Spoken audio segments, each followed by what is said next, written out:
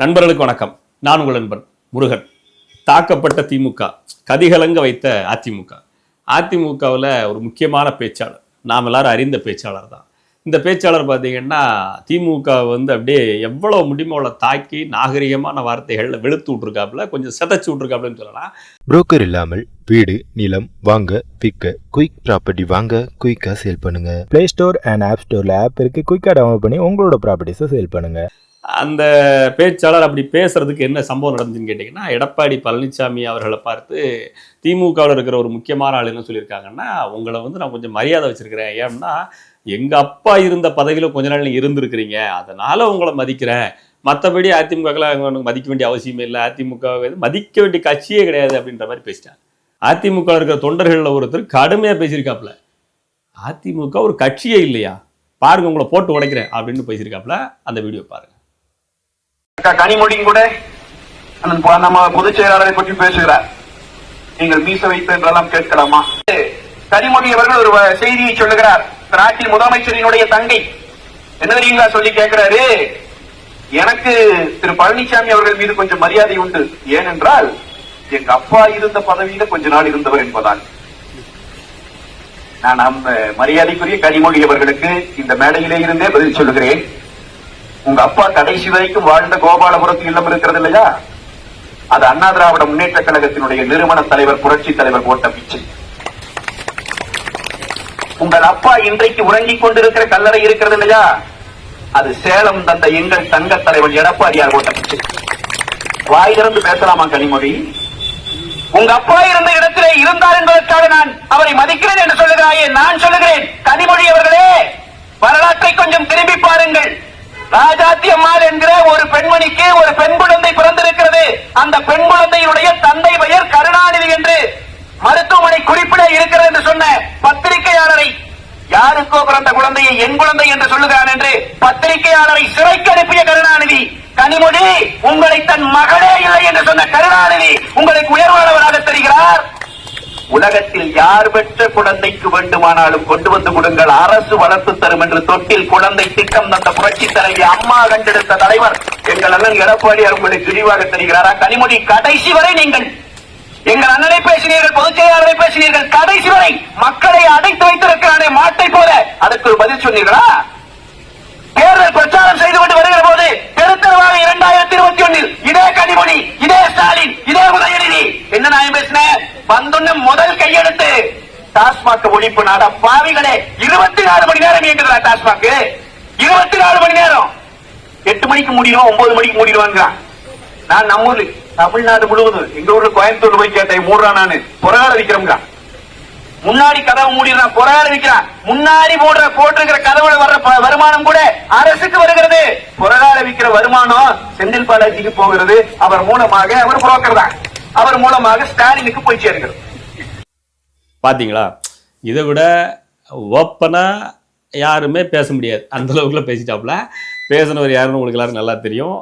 நமக்கு ஏற்கனவே பழக்கப்பட்ட அண்ணன் தான், அண்ணன் கல்யாண சுந்தரம் தான் இருக்காப்புல, பொழந்து கட்டிட்டாப்புல. அது என்னங்க நீங்கள் அப்படி சொல்லுவீங்க, உங்கள் அப்பா இருந்த வீடு எங்கள் கட்சி போட்ட பிச்சை தான் அப்படின்னு சொல்லிட்டாப்புல. அது மட்டும் இல்லை, நீங்கள் உங்களை மகளாகவே ஏற்றுக்கவே இல்லை. காலங்கள் கடந்த பிறகு மக்கள்லாம் ஏற்றுக்க வேண்டிய சூழ்நிலைக்கு மக்களை தள்ளிட்டாங்க.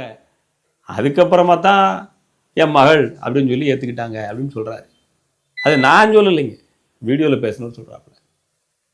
டாஸ்மார்க்கு 12 மணிக்கு மேலேயும் விற்குது, 24 hours விற்குது அப்படின்னு சொல்லிட்டாப்புல. இப்படிப்பட்ட ஒரு ஆட்சியை வச்சுக்கிட்டு இந்த பொற்கால ஆட்சி தொடரும் அப்படின்னு சொல்லிட்டு வேற சட்டமன்றத்தில் பேசுறாங்க. சரி, இப்போ அதிமுக காரர் திட்டாரு, எடப்பாடி பழனிசாமி திட்டினதுனால அதிமுக காரர் திட்டாரு, அதையப்பா தம்பி நீ எடுத்து போட்டு பேசிட்டு இருக்கிற அப்படின்னு கேட்டீங்கன்னா, இந்த அளவுக்குள்ள ஃபோர்ஸ்ஃபுல்லாக ஓப்பனாக சில விஷயங்களை பேசுறதுக்கான ஸ்பேஸ் முதல்ல அதிமுகவில் கிடைச்சிருக்குது அப்படின்னு நினைக்கிறப்ப அது எனக்கு ஒரு பெரிய விஷயமா தெரியுது. ஏன்னா அதிமுக கிட்டத்தட்ட ஒரு கட்டுக்கோப்பான கட்சி, அவங்க சொல்கிற டயத்தில் தான் பேச முடியும். அவங்க பேசுறதுக்கு சில லிமிட்டேஷன்ஸ் கொடுப்பாங்க, இவ்வளோ நிமிஷம் தான் பேசணும்னு, அதுக்குள்ளார தான் பேச முடியும். பிரச்சாரத்திற்கு அழைச்சிட்டு போகிற இடத்துல குறிப்பிட்ட விஷயங்களை மட்டும் தான் பேச வைப்பாங்க. இந்த மாதிரியான இடத்துல கூட ஒரு ஸ்ட்ராங்காக பேசியிருக்கிறாரு அப்படின்னு நினைக்கிறப்ப உண்மையிலே ஒரு பாராட்டத்தக்க விஷயமா தான் இருக்குது. சரி, அதிமுக மதிக்கப்பட வேண்டிய கட்சியா மதிக்கப்பட வேண்டியாத கட்சியா அப்படிங்கிறது ரெண்டாக வச்சுக்குவோம். இதை அதிமுகவை குறை சொல்றதுக்கு திமுக முதல்ல யோக்கியதை இருக்குதா அப்படின்ற கேள்வி ஒரு முன் வச்சிருக்கிறாரு. என்ன கேட்டால் இவங்க 2 பேருமே ஒருத்தர் மாற்றி மாற்றி குத்தம் சொல்லிக்கணும், 4 நாள் குத்தம் சொல்லிக்கணும். அந்த குத்தம் சொல்லிக்கிறது என்ன குற்றங்கள் சொல்லிக்கிறாங்கிறத நாம கவனிக்கணும். கவனிச்சாதான் அந்த நாட்டில் என்ன நடக்குதுன்னு நமக்கு புரிஞ்சுக்க முடியும். அதிமுக நல்ல கட்சியா அப்படின்னு கேட்டிங்கன்னா, நீட் விவகாரத்தில் 7.5% இடஒதுக்கீடு அரசு பள்ளியில் படித்த மாணவர்களுக்கு கொடுத்துருக்காங்க. உண்மையிலே பாராட்ட வேண்டிய விஷயம். அதனால் அந்த விஷயத்தில் நல்ல கட்சி. அம்மா உணவகம் திறந்து இல்லாதப்பட்ட மக்களுக்கு, கஷ்டப்படுற மக்களுக்கு உணவு கொடுத்துருக்காங்க. அதனால் அது பாராட்டப்பட வேண்டிய கட்சி. இந்த மாதிரி சின்ன சின்ன விஷயங்கள் நாட்டு மக்களுக்கு அவ்வப்போது செஞ்சுக்கிட்டே இருந்திருக்கிறாங்க. அதனால் அந்த கட்சியை பாராட்டலாம். இன்னொரு கட்சியை டோட்டலாக டேமேஜ் பண்ணி பேசணும் அப்படிங்கிற ஐடியாலஜி, அதாவது தனக்கு ஈக்குவலாக அவங்க இல்லை அப்படின்னு சொல்கிறதுக்கு கட்சியோட கொள்கைகளை விமர்சிக்க தெரியாமல் அது ஒன்றுக்காகாதுங்க, இது ஒன்றுக்காகாதுங்க அப்படின்னு போகிற போக்கில் அசிங்கப்படுத்திட்டு போகிற மாதிரியான சிந்தனை கொண்ட கட்சி எதுன்னு பார்த்தீங்கன்னா திமுக. இப்போ ஒருத்தவங்க ஆப்போசிட்டில் இருக்கிறாங்க அப்படின்னா அவங்க நமக்கு ஆப்போசிட்டாக இருக்கிற எதிரியை மதித்து விமர்சனம் பண்ணக்கூடிய ஒரு கட்சி தான் நாகரிகமாக அரசியல் பேச முடியும். இந்த திமுகவோட மனப்போக்கு எப்படி தெரியுமில்ல, பண்ணையார் மனப்போக்கில் இருப்பாங்க. பண்ணையார் மனப்போக்கில் எனக்கு தான் எல்லாம் தெரியும், நாங்கள் தான் எல்லாம் அப்படின்றது போல் நினச்சிக்கிட்டு எதிர்த்தாப்பில் இருக்க ஒரு ஆளாக கூட மதிக்கிறது இல்லை, ஒரு பொருட்டாகவே மதிக்கிறது இல்லை. போகிற போக்கில் இப்படி தட்டி விட்டு போகிறோன்னு நினைக்கிறது.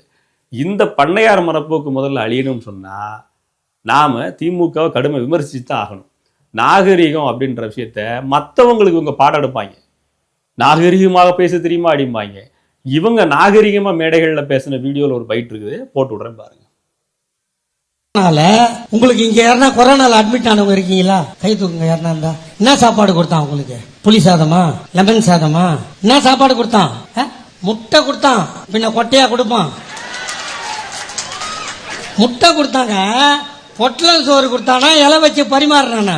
பொட்டலம் சோறு. ஐயா நான் கேட்கறேன் தெரியாம தான் எங்க ஆத்தாளுங்களை கேட்டது. இதை வேற இந்த போடியத்தை வச்சு என்ன மறைச்சு விட்டாங்க. எனக்கு ஸ்டாண்டு மைக்கு தான் லாகி. எங்க அம்மா கிட்ட தான் பேச. ஒரு பொட்டலம் சோறு எவ்வளவுமா இருக்கும்? 40 ரூபா இருக்குமா? 50 ரூபாயே வச்சுக்குமா. 3 வேளைக்கு 3 50 ரூபா ஆச்சா? காலையில 2 இட்லி 1 வடை கொண்டக்கடலை தானே கொடுத்தான். அது ஒரு 50 ரூபா வச்சுக்கோ. மத்தியானம் ஒரு 50 ரூபா, நைட்டு ஒரு 50 ரூபா, மொத்தம் எவ்வளவு ஆச்சு? 150 ரூபா. இந்த மொக்கால ஓடிங்க என்ன பண்ணானுங்க தெரியுமா? ஒரு ஆளுக்கு 600 ரூபா பில் போட்டு ஓத்துண்டு போயிட்டாங்க. நாங்க உயிர் போனா மயிராச்சு, நாங்க உங்களுக்கு உதவி பண்ணுவோம். பார்த்துப்பீங்களா? உதயநிதி ஸ்டாலின் அவர்களுடைய பிறந்தநாள் விழாவோ ஏதோ ஒரு விழா நடக்கிறப்ப தான் போட்டிருக்காங்க. வீடியோ பழசு தான் இருந்தாலும் திமுக மேடையில் இப்படி தான் பேசுகிறாங்க. அதிமுக ஆட்சி காலத்தில் என்ன பண்ணாங்கிறத பேசுகிறாங்க. மேடை நாகரிகத்தை பற்றி மற்றவங்களுக்கு பாடம் எடுக்கிறவங்க இப்படி தான் பேசுகிறாங்க. சீமான் அண்ணன் பேசுறது ஊன்னு கத்தி பேசுகிறாருங்க, என்னங்க அப்படி பேசுறது அப்படின்னு சொல்லிட்டு பேசிவிட்டு இந்த பயலுக மேடையில் பேசுறது எப்படி இப்படி. ஆனால் இவங்க மற்றவங்களுக்கு என்ன எடுக்கிறான்? பாடம் எடுக்கிறான். இவங்க வாத்தியார் மூலம், நம்ம என்னப்போ ஸ்டூடெண்ட் போலும், இவங்ககிட்ட கற்றுக்கிட்டா தான் எல்லாம் நம்ம அப்படி கற்றுக்கிட்டு வாழ முடியுன்றது போலும் பாடம் எடுக்கிறது. ஒழுக்கம், நேர்மை, பெண்ணியம், சமத்துவம், சகோதரத்துவம் நமக்கு பாடம் எடுப்பாங்க. சரி, இந்த திராவிட முன்னேற்ற கழகத்துக்காரங்களுக்கு ஊரில் இருக்கிற ஏமாரி ஒரு சொன்னாலும் திருந்த போகிறதுலன்னு நல்லா தெரியும். தெரிஞ்சாலும் ஏன் இதை உங்கள்கிட்ட சொல்ல விரும்புகிறேன்னு சொன்னால், அதிமுக தன்னுடைய பாதையில் போய்கிட்டு ஒரு அரசியலை செஞ்சுக்கிட்டே இருக்குது. ஆனால் அதிமுகவுடைய அரசியலுங்கிறது திமுக அளவுக்கு ஸ்ட்ராங்காக இல்லைங்கிறது உலக அறிஞ்ச உண்மை. அதிமுக ஆட்சியில் இருக்கிற பொழுது எத்தனை போராட்டங்கள் அறிவிச்சது, எத்தனை போராட்டங்கள் அறிவித்து, கணக்கற்ற போராட்டங்கள் அறிவித்து போராடிக்கிட்டே இருந்துச்சு. எப்போ பாரு மக்களை போராட்டத்தை அறிவித்து வைப்ரேஷன் மோடில், போராட்ட மோடில் வச்சுருந்தாங்க. போக்குவரத்துறை போராட்டம், மின்சாரத்துறை போராட்டம், காவல்துறை தொடர்ந்து எல்லா துறைகளும் போராடிக்கிட்டே இருந்துச்சு அதிமுக ஆட்சியில். அவ்வளவு போராட்டத்திற்கும் அதிமுக அனுமதி கொடுத்தது. ஆனால் திமுக ஆட்சி வந்தோடனே திமுக கூட்டணி கட்சி சார்ந்தவங்களே போராட்டம் பண்ணால், ஒரு இயக்கத்தை வச்சு போராட்டம் பண்ணால் அனுமதி கொடுக்கறது இல்லை, தூக்கி உள்ளே போட்டுறாங்க, வழக்க போட்டு விட்றாங்க. இதுதான் திமுகவினுடைய அரசியல் நாகரீகம், அரசியல் மாண்புன்னு பேசுவாங்கல்ல, ஊருக்கு பாடம் எடுக்கிறது. இதுவே அதிமுக ஆட்சியாருன்னா எங்களுக்கு போராடுறதுக்கு கொடுக்கறதில்ல, வாய்ப்பு கொடுக்கறதில்ல, நெருக்கடி கொடுக்கறது. ஆனால் திமுக ஆட்சியில் இருக்கிற போது யாரையுமே அரசாங்கத்துக்கு எதிரான எந்த கருத்தையும் பேசாத அப்படியே அமைங்கிக்கிடன்னு போராட்டம் பண்ண வைக்கிறது. இதுதான் இவங்களுடைய நோக்கம். சரி, என் மனசில் பட்ட கருத்துக்களை சொல்லிட்டேன்.